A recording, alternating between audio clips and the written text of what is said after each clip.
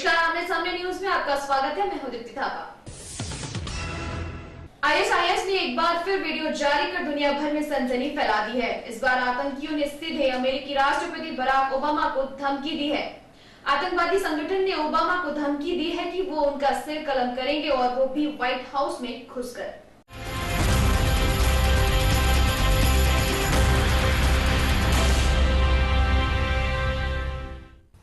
مبزانة والله دهنا أمريكا والله دمير السريتهم اللي بكين أما والله بزانة يا مسعود।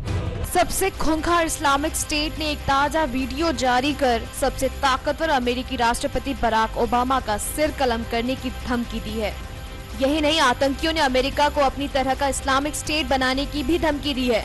ISIS की ओर से जारी ये धमकी जापानी बंधक के उस वीडियो के बाद आई है।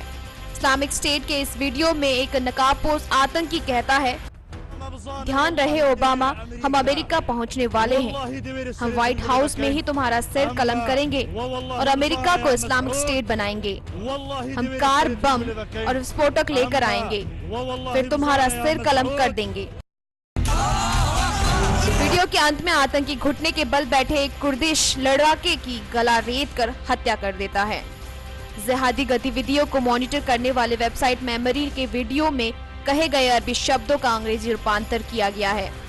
इस्लामिक स्टेट ने अमेरिका को ही नहीं बल्कि फ्रांस को और बेल्जियम को भी धमकाया है। ब्यूरो रिपोर्ट, आमने सामने न्यूज।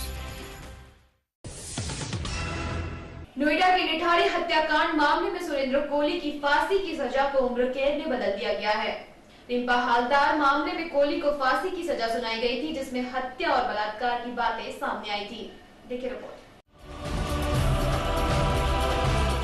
यूपी सरकार के हिला हवाले के चलते निथारी के नरपिशाच सुरेंद्र कोहली की फांसी की सजा उम्र कैद में बदल गई। इलाहाबाद हाई कोर्ट ने कोहली की दया याचिका पर निर्णय लेने में देरी को असंवैधानिक करार देते हुए उसकी फांसी की सजा को उम्र कैद में तब्दील कर दिया। उल्लेखनीय है कि कोहली को 14 वर्षीय रिंपा हल्दर के मामले में फांसी की सजा सुनाई गई थी। हाई कोर्ट और सुप्रीम कोर्ट की ओर से सजा के खिलाफ अपील खारिज होने के बाद कोहली की दया याचिका भी खारिज कर दी गई थी। इसके बाद पीपुल्स यूनियन फॉर डेमोक्रेसी और सुरेंद्र कोहली ने याचिका दाखिल कर राज्यपाल और राष्ट्रपति के निर्णय को चुनौती दी थी। दया याचिका के निस्तारण में हुए अनावश्यक विलंब के आधार पर फांसी को उम्र कैद में तब्दील करने की प्रार्थना की गई थी।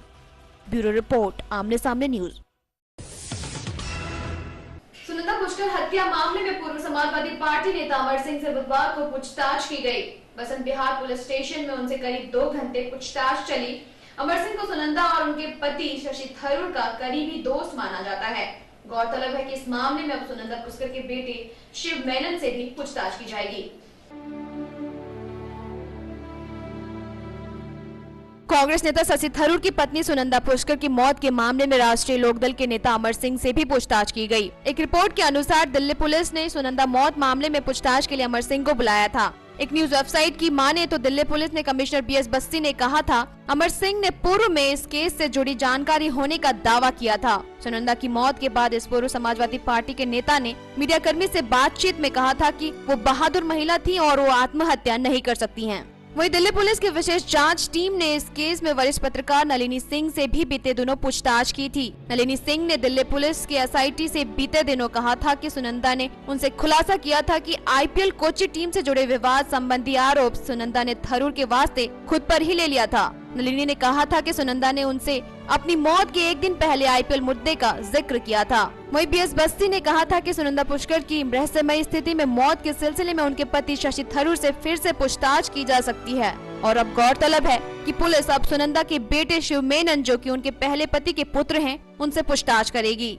पुलिस इस संबंध में थरूर के घरेलू नौकरों, जिस होटल में सुनंदा मृत पाई गई थी, उसके स्टाफ के सदस्यों, पारिवारिक मित्र संजय दीवान और उन्हें मृत घोषित करने वाले होटल के डॉक्टर समेत कई लोगों से पूछताछ कर चुकी है।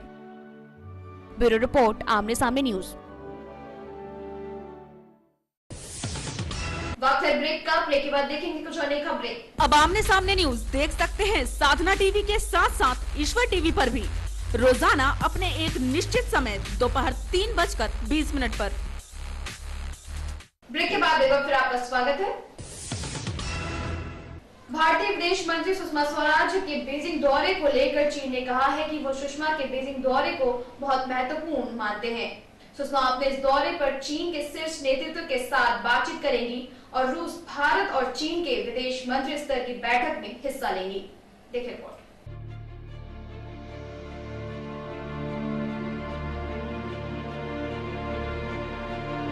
आगामी शनिवार को भारतीय विदेश मंत्री सुषमा स्वराज बीजिंग दौरा करेंगी। चीन के सूत्रों के माने तो विदेश मंत्रालय की प्रवक्ता हुआ चुनयिंग ने संवाददाताओं से कहा कि पदभार संभालने के बाद सुषमा स्वराज का ये पहला दौरा है, इसलिए दोनों पक्ष उनके इस दौरे को बहुत महत्व दे रहे हैं। गणतंत्र दिवस समारोह में अमेरिकी राष्ट्रपति बराक ओबामा के बतौर मुख्य अतिथि शामिल होने और भारत अमेरिका साझा बयान में एशिया प्रशांत का जिक्र होने के बाद सुषमा चीन का दौरा करने वाली पहली वरिष्ठतम भारतीय नेता हैं। सुषमा का चीन दौरा कल से आरंभ हो रहा है। वह चीन के शीर्ष नेतृत्व के साथ बातचीत करेंगी और 13वीं RIC विदेश मंत्री स्तरीय बैठक में शामिल होंगी। ये बैठक 2 फरवरी को होगी और इसमें चीन और रूस के उनके समकक्ष वांग यी और सरगेई लावारोव भी भाग लेंगे। वो वांग के साथ बातचीत करेंगी और चीन के राष्ट्रपति शी जिनपिंग से भी उनकी मुलाकात की संभावनाएं जताई जा रही हैं। सुषमा चीन से अधिक पर्यटकों को भारत की ओर आकर्षित करने के लिए आयोजित होने वाले कार्यक्रम विजिट इंडिया एयर का उद्घाटन भी करेंगी और इंडिया चाइना मीडिया फोरम को भी संबोधित करेंगी। ब्यूरो रिपोर्ट, आमने सामने न्यूज।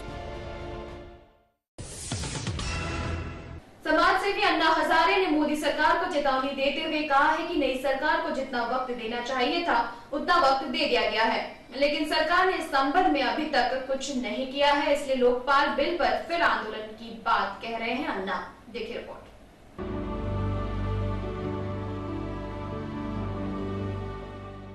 मोदी सरकार को चेतावनी देते हुए समाज सेवी अन्ना हजारे ने कहा है कि वो अब जल्द ही लोकपाल के लिए आंदोलन करेंगे, क्योंकि नई सरकार जो कि मोदी की सरकार है, इनको जितना वक्त मिलना चाहिए था उतना वक्त दिया जा चुका है, लेकिन सरकार ने इस दिशा में अभी तक कुछ नहीं सोचा है।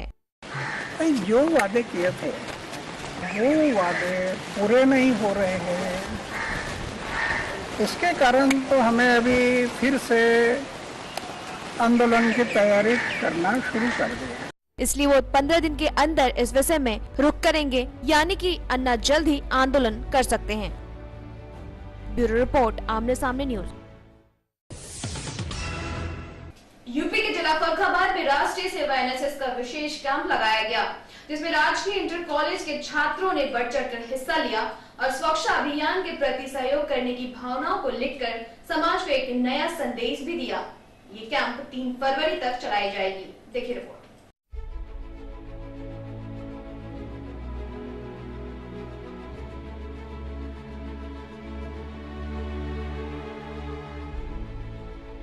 उत्तर प्रदेश के जिला फर्रुखाबाद के राजकीय इंटर कॉलेज के छात्रों का राष्ट्रीय सेवा NSS की तरफ से प्राथमिक कन्या विद्यालय धनसुआ में एक विशेष कैंप का आयोजन किया गया।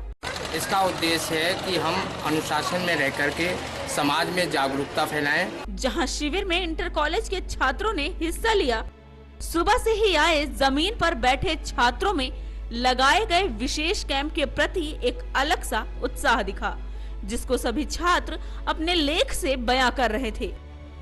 ये सभी छात्र सरकारी योजना की जानकारी, स्वच्छता जागरूकता अभियान में सहयोग, मतदाता जागरूकता अभियान, छात्रों में स्वयं सेवा की भावना को पैदा करना और विभिन्न राष्ट्रीय दिवसों पर जनमानस को जगाना और सहभागिता पैदा करना जैसे अहम मुद्दों को अपने लेख से सजाया और भारत के प्रधानमंत्री नरेंद्र मोदी द्वारा चलाए गए स्वच्छता अभियान में ज्यादा से ज्यादा लोगों को जोड़ने की अपील भी की।